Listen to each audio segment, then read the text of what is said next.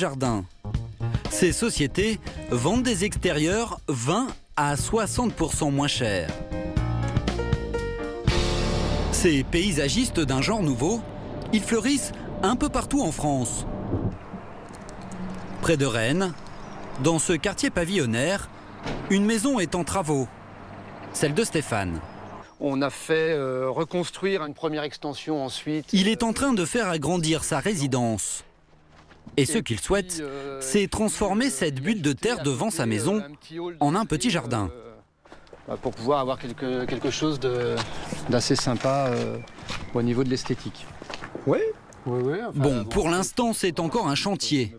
Mais il souhaite aussi aménager une petite cour intérieure située à l'arrière du garage. Y faire un petit peu de plantation et un petit peu de décoration.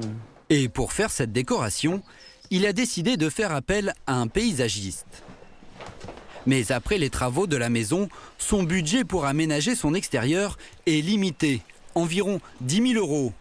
Et pour l'instant, les devis qu'il a reçus ne lui conviennent pas. Oui, tout à fait. Oui. On a des différences de prix qui sont assez importantes, qui vont pour les plus chers de 30 000 € à 3 600 €.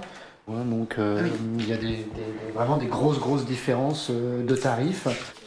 Pour 3 600 €, Stéphane aura surtout du gravier et du gazon, un peu trop minimaliste à son goût. Quant au devis à 30 000 €, il est bien sûr beaucoup trop cher. Puis voilà, des marches sur le côté de la maison, marches à la japonaise. Alors, sur le conseil d'un ami, il a fait appel à Olivier Deniel. Bonjour. Un paysagiste qui a une méthode de travail plutôt étonnante. Si vous voulez. Parfait.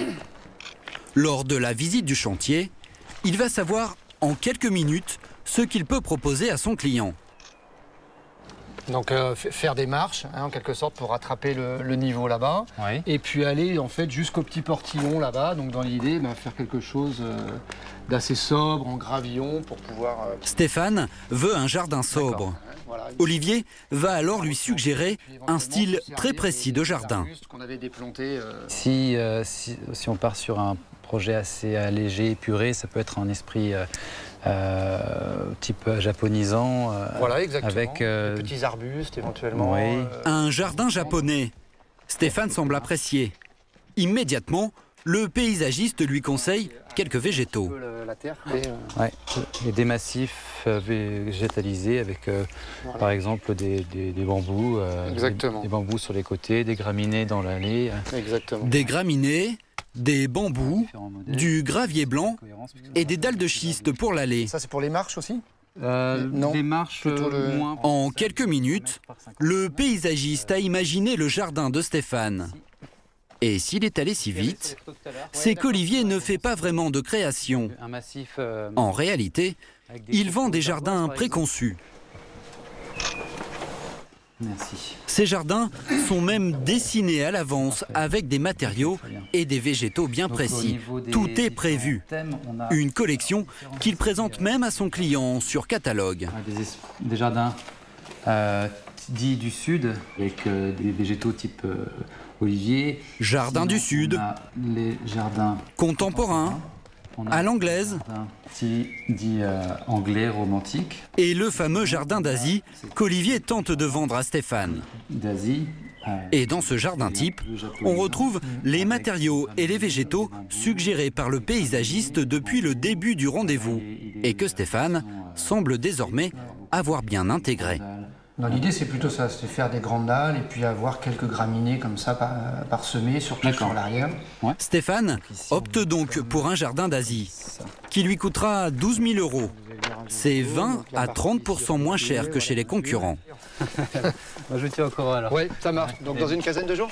Merci. Exactement. Au revoir. Bien loin de la campagne et des jardins bucoliques, dans cette zone d'activité de la banlieue lyonnaise, au milieu des entrepôts, un coin de verdure artificielle. C'est le tout nouveau siège de Cardinal Jardin. C'est ici qu'ont été conçus les modèles de jardin que vend Olivier. Ça, c'est important, c'est même très urgent.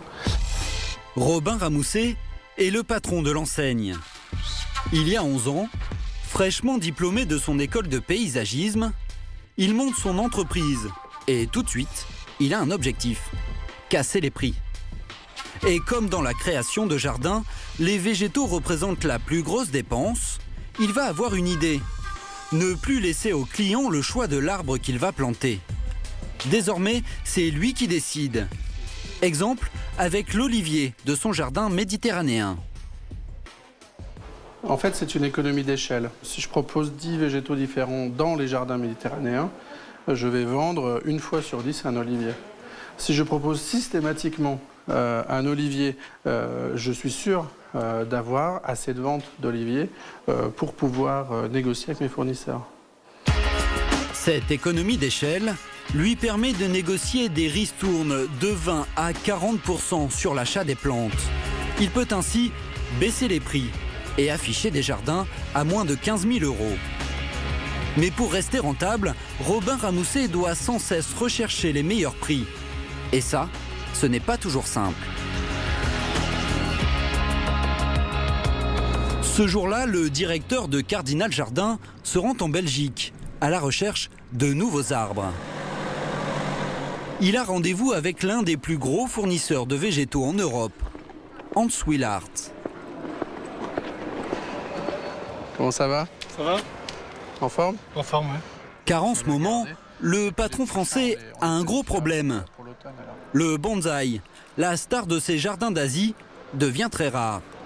Le Japon, l'un des plus gros exportateurs, est incapable d'en fournir depuis 2 mois. Depuis le tremblement de terre qui a dévasté le pays. Et il reste plus que ça comme bonsaï? Comme bonsaï. Ouais, pour l'instant, oui. Ici, il y a bien quelques spécimens. Mais d'après Robin, ils sont en mauvais état. Ben là, on a typiquement des bonsaïs là-bas qui sont trop petits, pas beaux. J'aurais même tendance à appeler ça des fonds de pépinière. Hein. Donc là, on a vraiment une pénurie. D'habitude, il y en a tout le long. Là, je trouve pas mon bonheur du tout. Regardez pour les pins, on sonne là-bas. Je vais appeler quelqu'un pour... Le pépiniériste lui propose alors de remplacer le bonsaï par ces petits pins parasols. Ok. Voilà, ça c'est très joli. Ça ira très bien dans un jardin japonais. D'aspect, ces végétaux ressemblent tout à fait au bonsaï. Mais il y a un hic, le prix. Ça vaut à vue de nez dans les 3 000 €. Eh ben tiens, eh ben bon nez, un peu plus, 3 600 €. 3 600 €, beaucoup trop pour les jardins de Robin. Alors ça, c'est le genre de végétal qu'on ne proposera pas chez nous. Ça va arriver chez le client à 5 000, c'est un tiers du budget. Donc ça ne passe pas. Donc juste dans les magazines. Alors Robin va faire un choix plutôt surprenant pour remplacer la star de ces jardins japonais. Il va se tourner vers un arbre qui n'a plus rien à voir avec le bonsaï, ce feuillu rouge. Celui-là, c'est un érable, d'ailleurs un érable du Japon, donc il porte bien son nom et on pourrait tout à fait le mettre à la place des bonsaïs d'extérieur, même si il est un peu moins impressionnant, mais il est plus haut et surtout une couleur rouge qui est vraiment une des couleurs stars du jardin japonais. C'est moins original, mais ça peut faire son effet. Cet érable aurait donc toutes les qualités pour remplacer le bonsaï, mais en réalité, son plus gros atout, c'est son prix, 265 €. Et grâce à lui, Robin pourra continuer à proposer des jardins japonais à moins de 15 000 €.